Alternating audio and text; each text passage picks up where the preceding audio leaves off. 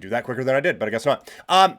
The NFL is now down to 2. The Super Bowl is set, and it is a matchup so nice we're getting it twice in 3 years, as the Philadelphia Eagles will take on the Kansas City Chiefs. Spoiler alert. Let's break them down, and we will go in reverse chronological order, because how can we not talk about that game that we saw on Sunday night with the Buffalo Bills and the Kansas City Chiefs? And the first thing you have to talk about when you are talking about this game is Mahomes' magic. He was phenomenal. And now, for those who are watching or listening or whatever who don't know, this is this is my podcast.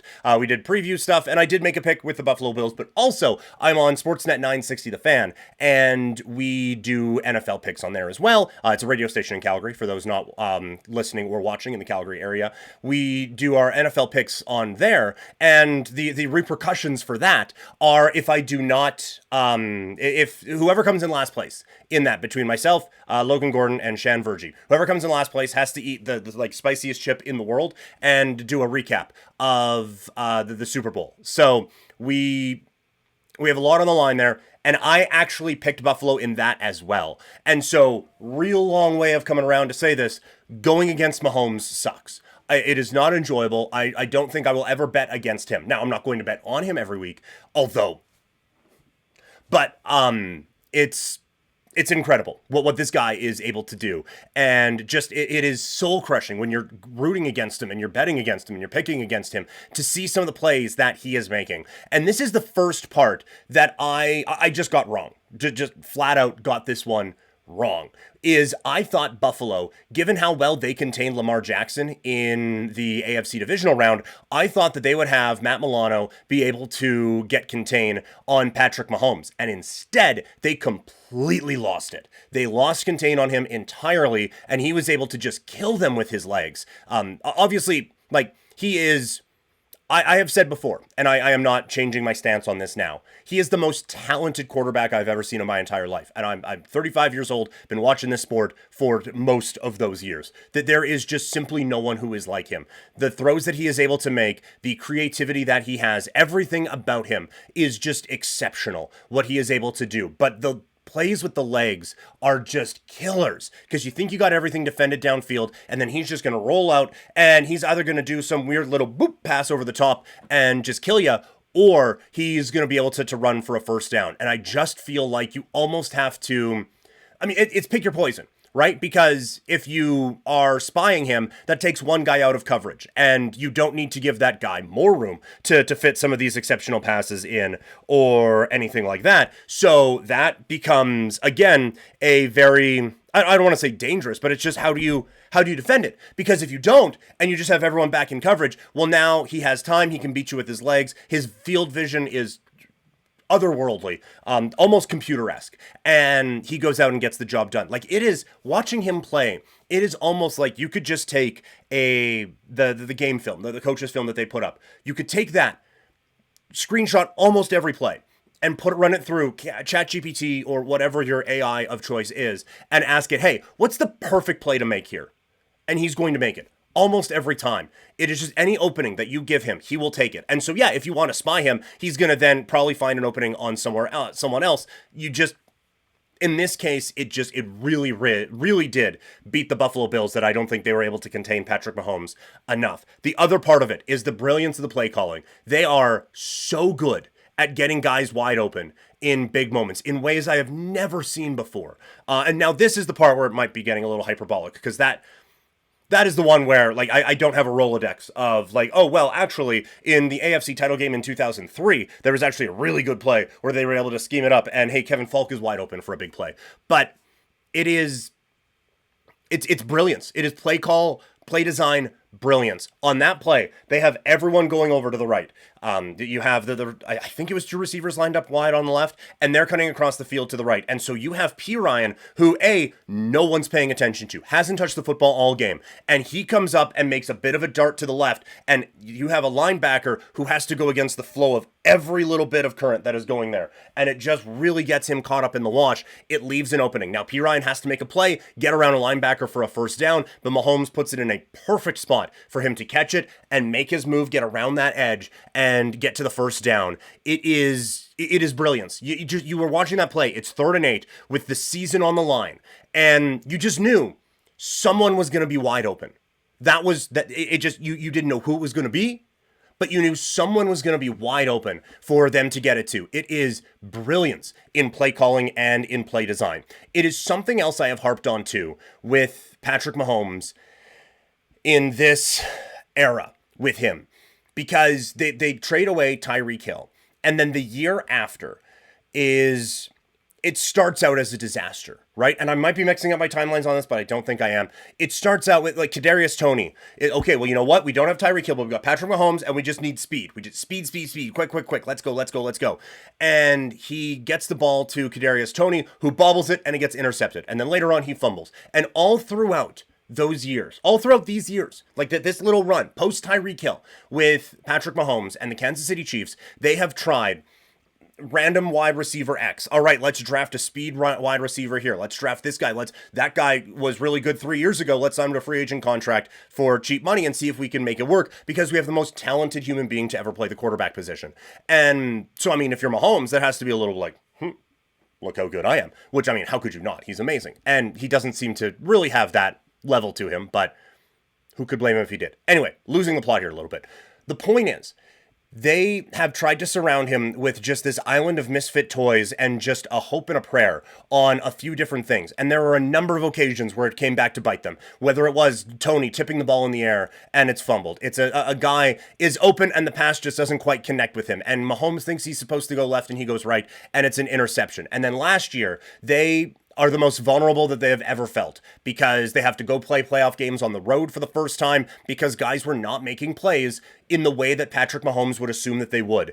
And at no point did Patrick Mahomes throw them under the bus. Every time when it was obvious and honestly comically obvious that Mahomes was just covering up for his guy and not wanting to throw him under the bus. So, yeah, you know what? That was my fault. No human being in the eyesight having world would have blamed Patrick Mahomes for some of the plays that he took accountability for. And you're looking at it, it's like, man, like you don't have to do this. While you're doing this, everyone can see what's happening. But it is so that you don't throw your guys under the bus publicly, so that you can go back to him like, hey, next time we come to you, you need to make that play. So that when the biggest plays happen, they are ready. So that when the game is on the line against your arch rival and they need just to make a stop on 3rd down, and one of the most talented players in the league is going to get the ball back, you can dump it to a guy who hasn't touched the ball all game and has barely touched the ball all season, is going to be ready to make a play. If you want to know what true leadership really is, you look at Patrick Mahomes. You look at how he handled the people around him not making the plays that he thinks they should make, and how he is able to not throw them under the bus, continue to hold them accountable, and continue to win based off of, yes, his own greatness, but also that building up of others around him. That can be taken into every little thing in life. You don't like the people, like for managers and whatever. You don't like the people who are under you, instead of just like, you know what? I want to get this guy fired, or I want to make him quit, and I want to bring in my own people and bring in my own team, because some people in management like to use sports stuff a little bit too much, but bring in my own team and I'll be able to guide them that way. This is it. You think if we did a fantasy draft right now, Patrick Mahomes is drafting those receivers? I'm sure he likes them. I'm sure he enjoys their company. And I'm sure he'd even pick a couple of them. But if you gave Patrick Mahomes some truth serum, said, hey, you got your pick of the litter, those aren't exactly the top 3 guys that he is picking. But he is understanding of his own greatness. He is understanding of the situation. And he is also understanding of how human beings work. And he is seeing, I need to be successful, and I cannot do it alone. And these are the people that I have to be successful with. So instead of whining and complaining and just saying, didn't have my own people, didn't have my guys, needed better stuff in there. Instead, it's how can I make them better? How can I maximize their talents so that in the biggest situations of their lives, we can get to where we need to get to and accomplish all of our goals. It is a masterclass in leadership all the way through what these guys are able to do. So just a bit of a tirade there, and maybe a little bit of touch from my own experiences in life as well. But Other parts of this game that were brilliant from Kansas City, all of it. Like this was an exceptional football game. All of it, the whole way. This was such a fun game to watch. But Steve Spagnuolo does not get nearly enough credit for his role in Kansas City. And honestly, that has been to the benefit of the Chiefs. The fact that you have this guy who has turned into a bit of a defensive coordinator wizard, and no one is interviewing him for coaching positions. So you're not in the spot of Detroit, where, yeah, we got a good team, but everyone has to learn a new system now this year because both of our coordinators are gone. You can keep that continuity, you can keep that consistency, and keep building it up. And so now, Spags knows. He knows what his own tendencies are, and he understands how people are going to be game planning to them, and so now I can go out and adjust with X, Y, and Z. And he's doing it exceptionally well. He also has such a great sense of the moment and great sense of what works and what doesn't. And Romo was talking about it. He in like third and short, fourth and short, late in games, he loves to blitz you. He's like, you know what? This is, again, one of the biggest moments of your life. Maybe the decision-making processes aren't firing at 110% up here. So I'm going to put more pressure on you and make you have to make the right decision immediately. And so you know that, and he's doing that, and it's working. And then it's fourth down with the season on the line again, and they're not showing blitz. And Buffalo isn't ready for them to not be showing. Buffalo is like, this guy blitzes every time in these situations. Why isn't he showing blitz? Okay, well, he's not showing blitz. We're going to have time. Let's make this read and let's go. And then the corner blitz comes in a move no one on planet Earth is expecting, and they're not ready for it. So the guy who always blitzes in those situations finds a way to blitz in that situation and still make it be unpredictable. It's again, I'm saying it a lot. It's a masterclass. And I know there's a lot of smoke blowing, and that's not exactly what people want on discussions about the Kansas City Chiefs right now. Tough. This is how I view it. This is just exactly what these guys did in a phenomenal way. It is such a fantastic way of adjusting for the Kansas City Chiefs. On the Buffalo Bills side, this has to be so tough. You are so close again.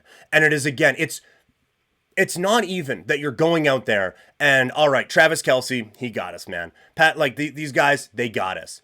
It's Samaje Perine. It's Juju Smith-Schuster making these plays that are putting you away. It's like, how can we not stop that? How can we not stop that? Now, you do get a Curtis Samuel touchdown at one point, so you can kind of balance that off a little bit. But how are we not stopping that? That has to be so infuriating from the Buffalo Bills standpoint. The one thing about it is looking at how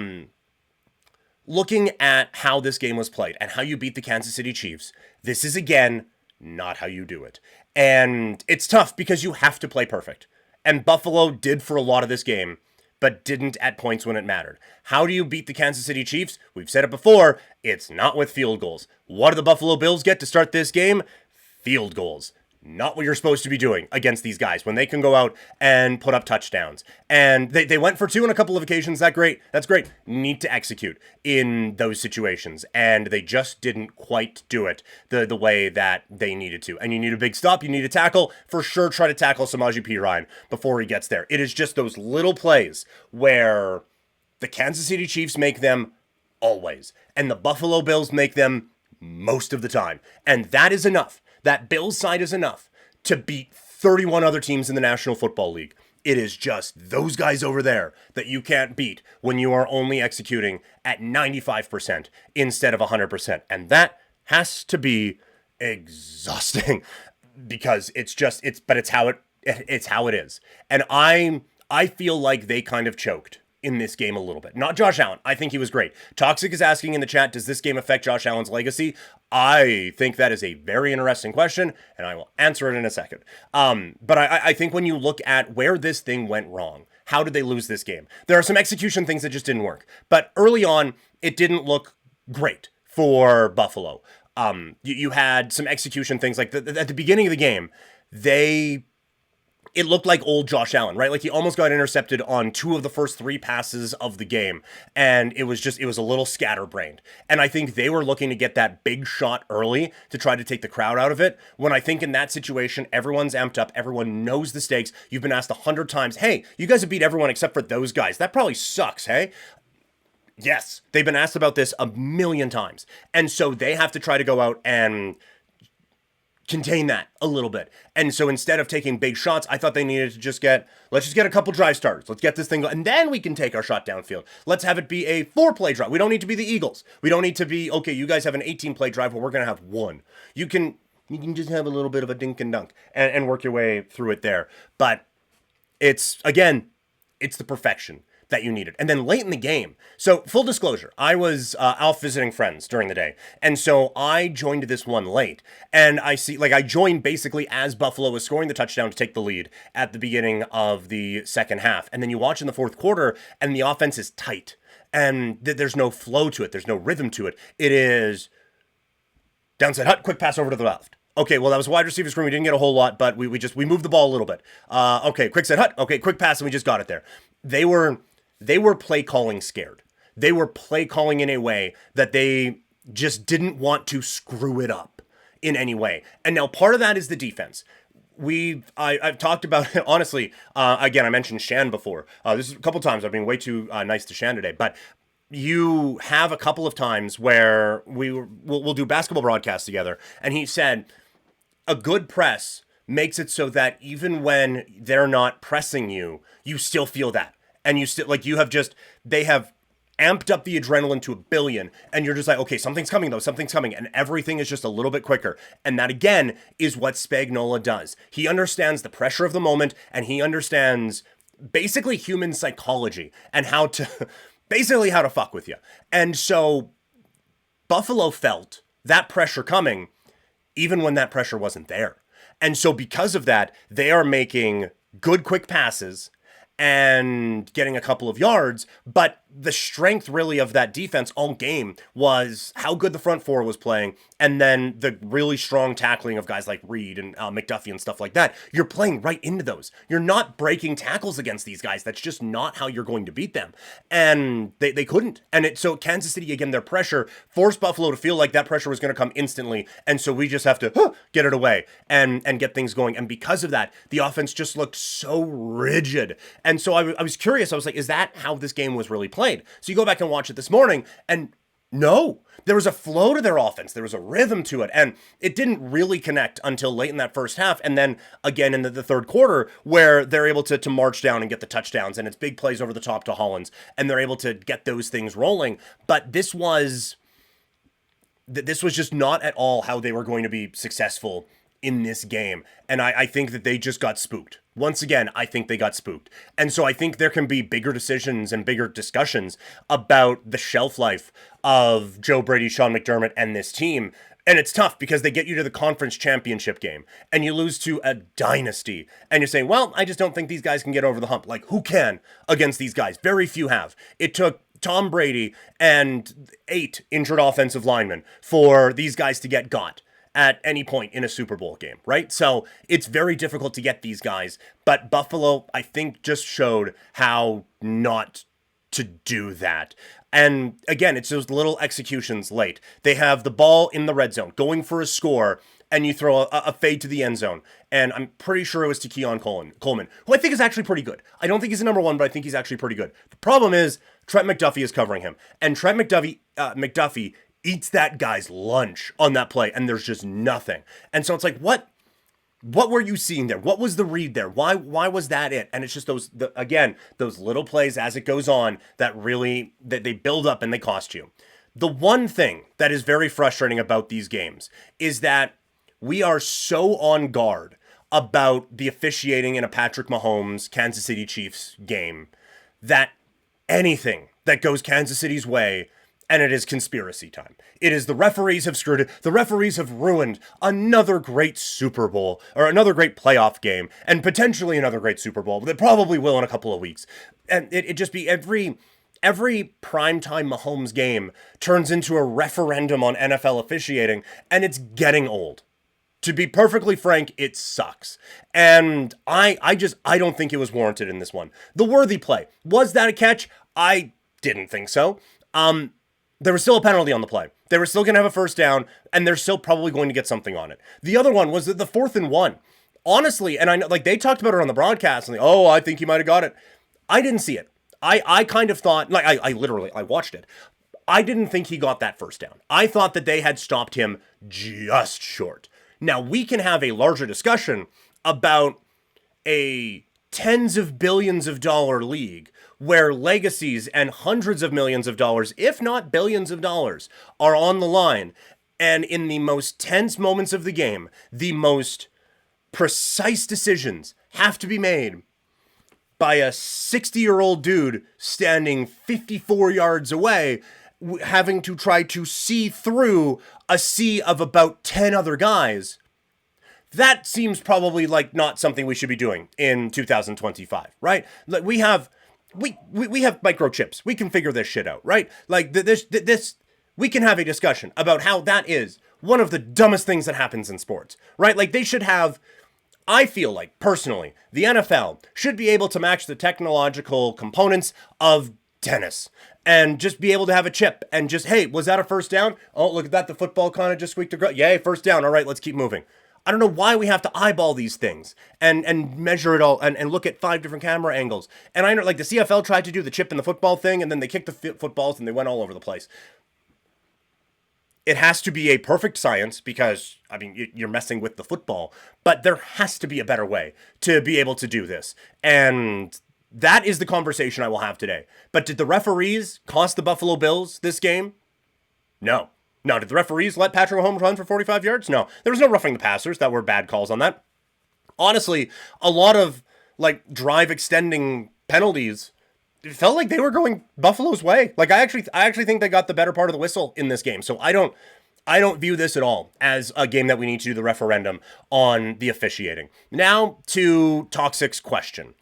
Is this a game that affects the legacy of Josh Allen? And I kind of think it has to. And it's weird because I also don't think that it's Josh Allen's fault. I don't think that this is a game that you put on Josh Allen and say, oh yeah, guy just didn't make plays, because he was everywhere and he was doing everything and he's making those runs and he's doing all of those different things. But this is now 4 times in the playoffs that these guys have got you.